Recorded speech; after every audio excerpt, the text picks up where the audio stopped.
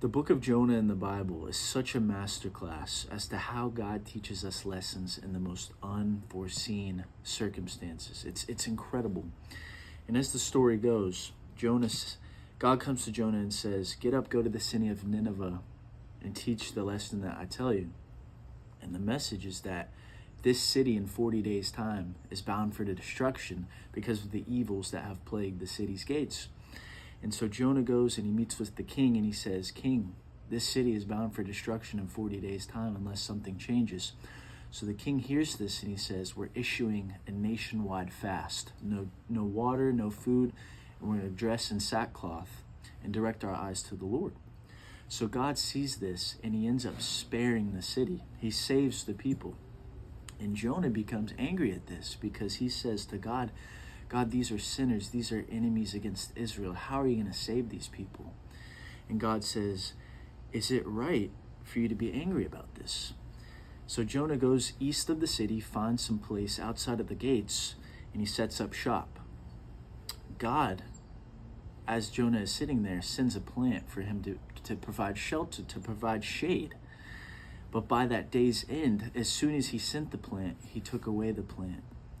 Not only that, he sent a scorching hot wind to where Jonah almost becomes famined and parched.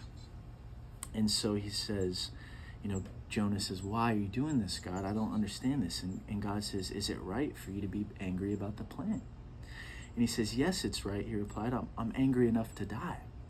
And the Lord says, "You cared about the plant which you did not labor over and did not grow. It appeared in a night and it perished in a night. But may I not care about the great city of Nineveh, which has more than 120,000 people who cannot distinguish their left from their right?"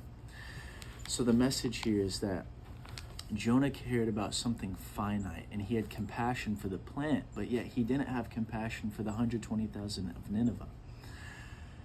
And that's so beautiful because God, his passion and his mercy and his love extends for all people, not just a finite set of people. That's what he's trying to teach Jonah.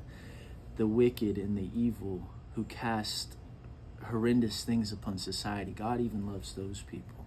And he wants us to be with him. And I think it's a beautiful lesson of how much of an OG God is in terms of using his disciples in these miraculous ways, these unforeseen ways.